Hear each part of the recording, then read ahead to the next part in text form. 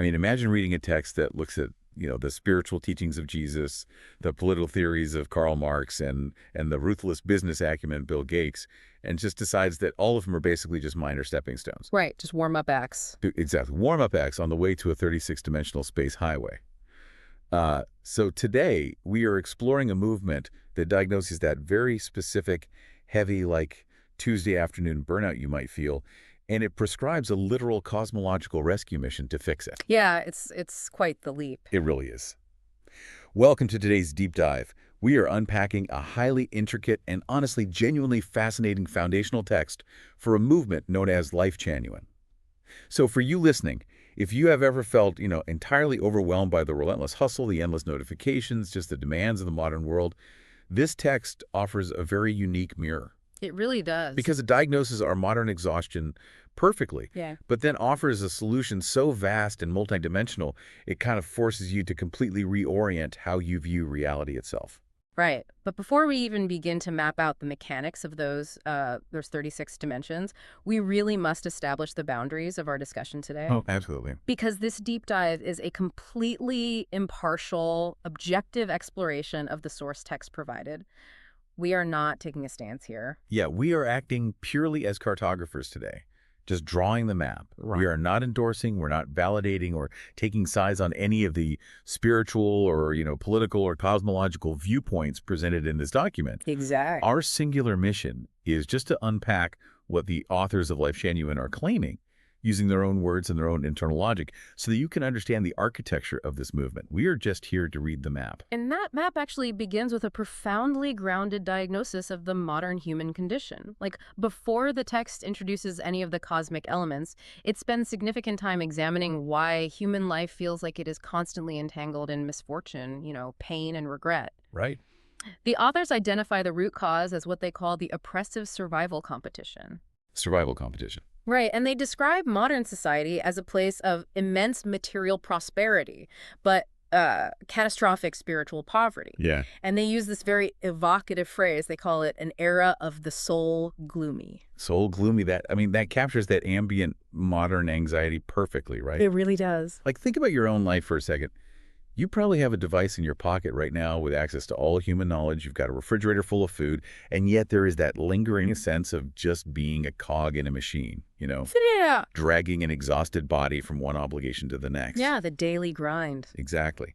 And the text asks why we are always stuck in that dilemma, why we cannot seem to control the path of our own lives. And fascinatingly, they don't just blame modern capitalism or like the Industrial Revolution. They pulled the lens way, way back to synthesize basically all of human history. They do. They view history as this long sequence of failed attempts to cure this exact exhaustion. The authors argue that for thousands of years, the greatest minds have paid these painstaking efforts to create a peaceful, equal, and happy world. Right. And the text specifically name drops a wildly eclectic list of figures. I mean, they group spiritual sages like Jesus, Buddha, Muhammad, and Lao Tzu in the exact same category as political revolutionaries and philosophers like Karl Marx, Vladimir Lenin, Mao Zedong, Thomas Jefferson, and Abraham Lincoln. See, placing Buddha and Thomas Jefferson in the exact same historical bucket is a massive swing. It is, yeah. But the text does this to make a really specific point, right? They acknowledge these figures as giants who tried to solve the puzzle of human suffering, but then boldly claims that none of them delivered the ultimate answer. Right, none of them fixed it. The text asserts that the real answer remains far away.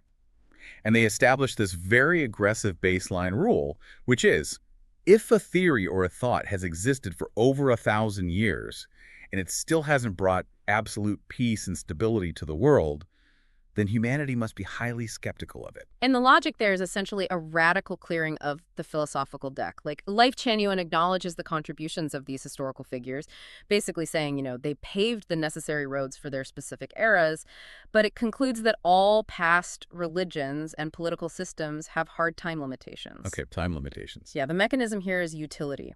They say 1,000-year-old philosophy was built for a world that simply no longer exists. So relying on it to solve the modern survival competition is like trying to fix a supercomputer with a bronze hammer. A bronze hammer, right. They argue those old tools just cannot guide humanity today. See, I find that logic incredibly difficult to swallow, though. I mean, diagnosing modern-day burnout on a cosmic scale is one thing, right?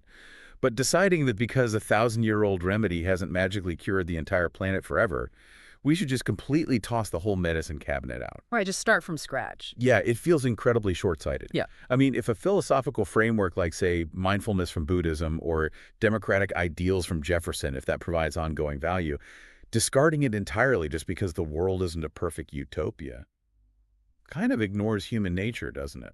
It does ask a lot of the reader to just let go of all that. Right. So how does Lifechanyuan position itself as the ultimate exception? Like, how do they justify claiming they can succeed where literal millennia of accumulated human wisdom has supposedly failed? Well, they justify it by pivoting completely away from mysticism and ancient philosophy, and they fully embrace what they consider the ultimate universal solvent, which is rational science. Oh, science. Yeah, the text states explicitly that the development of science provides the, quote, keys to the door of truth. They argue that the thinkers who stand on the peak of science are actually the closest to the true nature of reality. Which completely flips the script on what we normally expect from a spiritual or, cosmological text. Oh, absolutely. Usually texts that talk about the soul or salvation, they treat hard science as cold or soulless or just fundamentally incompatible with the divine. But Lifechanyuan actively praises scientists like Einstein, Newton, and Stephen Hawking. Yeah, not just scientists. Right. They even praise industrialists and capitalists Mm-hmm. like Edison, Henry Ford, Bill Gates. Bill Gates, yeah. Because they created practical tools that push humanity forward. Exactly. The text views the rational thinking equipped by science and modern philosophy, and they cite figures here like Charles Darwin, Sigmund Freud, and Adam Smith. They view that rational thinking as the necessary ruling force for the modern mind. The underlying mechanism of their philosophy is that before you can understand the universe, you must first eliminate superstition. You have to believe in science, in logic, and realistic facts. Science clears the fog of dogma so your mind can perceive the actual structure of reality. But, and this is the crazy part, the way they define the actual structure of reality is where the text makes this monumental leap.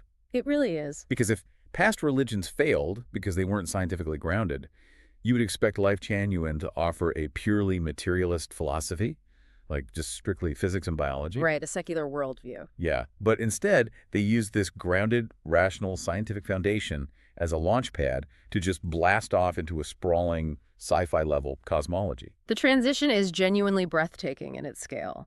They argue that while science has prepared the human mind by making it rational, our human perspective is still trapped in a microscopic view of a macroscopic reality. We're thinking too small. Exactly. So they introduce what they claim is the true architecture of existence, which they say is a universe consisting of 36-dimensional space. 36 dimensions. Right.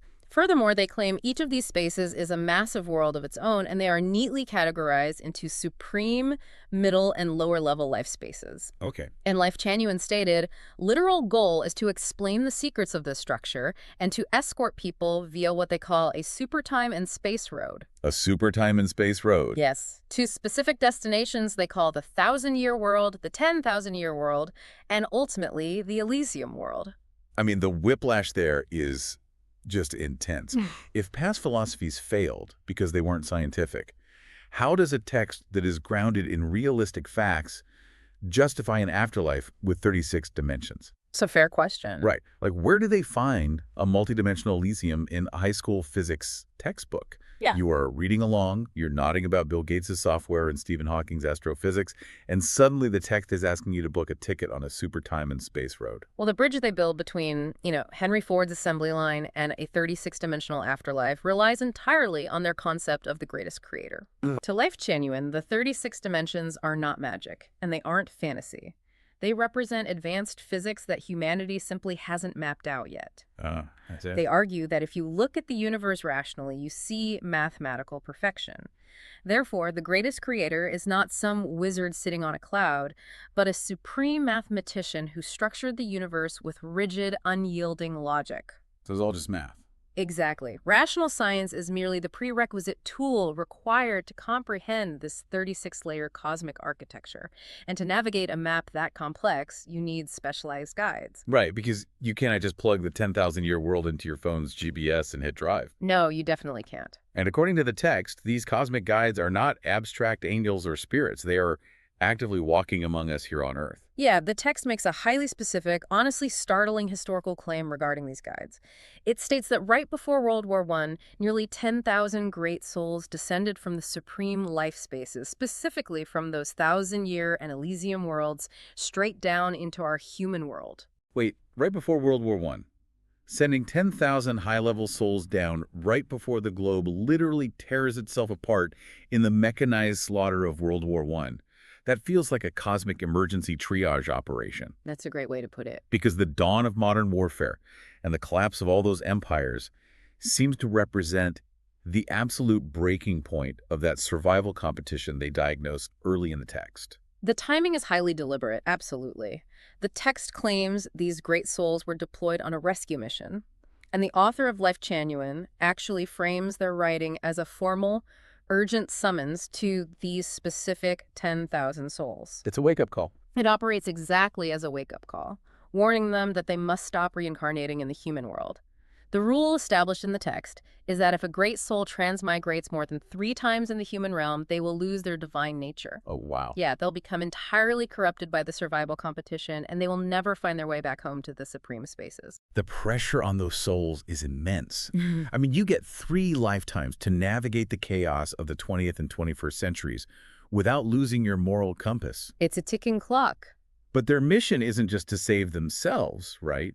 It's to save humanity from a looming catastrophe brought on by sheer moral degradation.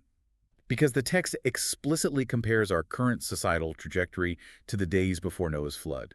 They do use the Noah's flood comparison. However, the mechanism of the salvation is not just a blanket pardon for humanity. No free passes. Right. The text notes that while the greatest creator loves humanity, the creator is also strictly impartial. Souls will be meticulously sorted based on their earthly conduct to avoid this impending catastrophe.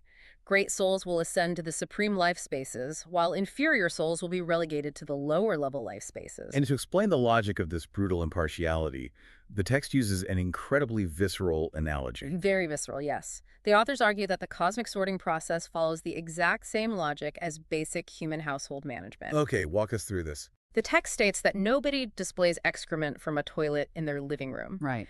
Nor do they pour fine wine or place dainty dishes into a toilet. Which paints quite a picture. But if we unpack how that analogy actually functions, it reveals a universe based on fundamental resonance rather than, like, emotional judgment. Exactly. It is not about a punishing deity being angry at you. It is just about a sorting mechanism.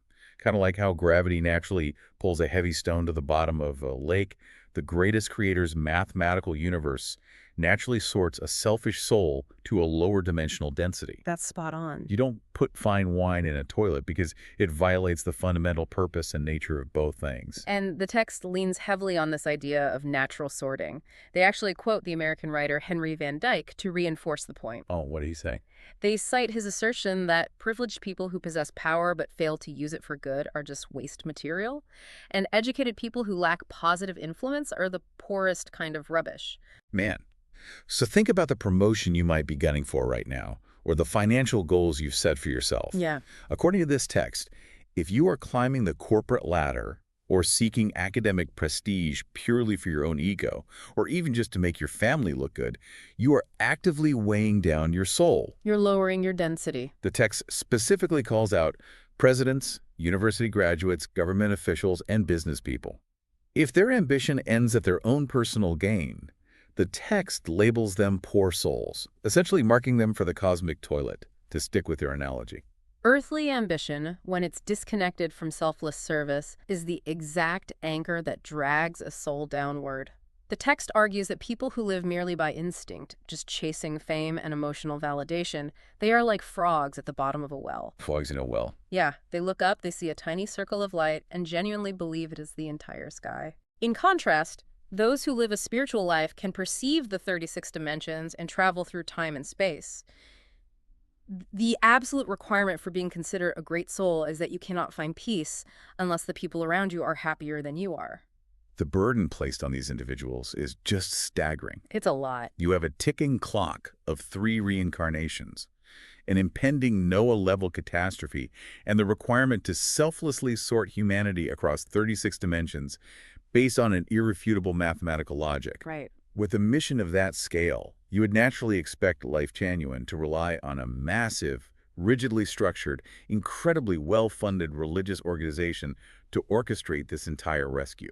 And that reveals perhaps the most complex paradox within the entire text, because Lifechanyuan vehemently insists it is the exact opposite of an institution. Yeah, they go out of their way to define themselves entirely by what they are not. Yeah. They explicitly declare Lifechanyuan is not a religion, therefore there are no special ceremonies or rituals. None at all. It is not a company, meaning it does not engage in any for-profit business. And it is not a political party, so there's no constitution, no voting, and no political activity. Yet simultaneously, they outline a clear intention to establish physical branches worldwide. Which is wild. They are attempting to build an organization that somehow achieves coordinated global reach. And the criteria they set for leadership within these global branches is wild, too. They claim absolute egalitarianism. They say anyone can lead. Right. Anyone. It doesn't matter if you were a billionaire, a Nobel Prize-winning scientist, a sitting president, a factory worker, or a homeless tramp. The egalitarianism, however, has a highly specific, intensely intellectual catch. There's always a catch. To be a leader in Lifechanyuan, you must fulfill one condition.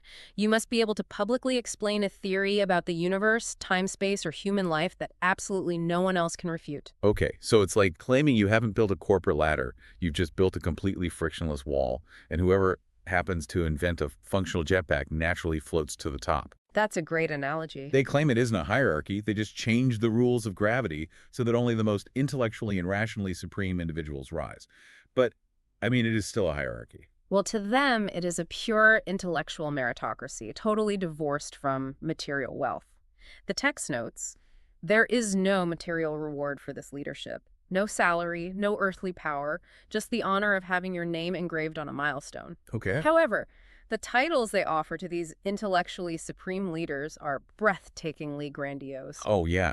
The text literally invites you, the reader, to step forward and claim these titles if you possess an irrefutable theory. If you're worthy. Right. You can become an invisible saint or a visible saint. You can proudly take on the title of Space Master, a Light Messenger, or a Chanyuan Celestial. They are actively recruiting individuals to adopt these cosmic mantles to assist in constructing the spiritual oasis for the exhausted masses. The cognitive dissonance here is deafening, honestly. Yeah, it is loud. Because a movement demands irrefutable cosmological theories, assigns titles like Space Master, and actively works to create physical branches all over the world. By doing so, they're building the exact same type of hierarchical, titled institution that they criticized as failing humanity in the very first chapter of their text. You're not wrong. Claiming you were entirely selfless while demanding people call you visible saint feels entirely contradictory to me. The text attempts to thread this needle by leaning back on its foundation of rational science. They argue that because their structure is based on the mathematical order of the greatest creator, rather than human ego or coercion, their hierarchy is a natural spiritual alignment, not a political one. Okay, so it's physics, not politics. Right. To them, the person with the irrefutable theory isn't a boss. They are simply the most accurate tuning fork for the universe's frequency. Taking a step back to synthesize everything we have mapped out today, Lifechanyuan presents itself as the ultimate spiritual oasis for a society that is deeply, fundamentally exhausted by the material grind of modern life. It accurately diagnoses the survival competition as the engine of our collective anxiety. And it sweeps away thousands of years of historical, religious, and political thought, basically arguing that these ancient frameworks are obsolete tools incapable of fixing a modern crisis. And in their place, it promises a mathematically structured, scientifically adjacent cosmology. Yeah. It offers an escape route via a supertime and space road to 36 dimensions and a 10,000-year world. But strictly reserves that passage for those who abandon selfish ambition and align with the rational perfection of the greatest creator. Exactly. All of this is presented while loudly rejecting any traditional labels of religion, business, or politics. And as a final reminder to you listening, our objective today was to map the contours and internal logic of this highly complex text with complete impartiality. We are observing the architecture of their belief system, not endorsing its validity. We are just looking at the map. But as we close this deep dive, there's one final provocative thought I want to leave you with. Let's hear it. Early in the text, Lifechanyuan explicitly criticizes traditional religious theories. They warn that we should be highly skeptical of any system that promises people a better future, but is, quote, unable to make it clear what kind of scenario it is, Right. or any system that demands worldly suffering in exchange for some vague otherworldly joy. It is a very sharp, highly rational critique of blind faith. But look closely at Lifechanyuan's own ultimate promises. They are promising a 10,000-year world and an Elysium at the end of a multidimensional superhighway Yeah. by demanding that leaders formulate irrefutable theories of time-space to guide humanity there. Does this text actually successfully avoid the trap of promising an unprovable future? Or do they simply paint the exact same promised land in a different, highly complex shade of cosmic 36-dimensional paint? That is the big question. It is, and it's something for you to ponder long after this deep dive ends.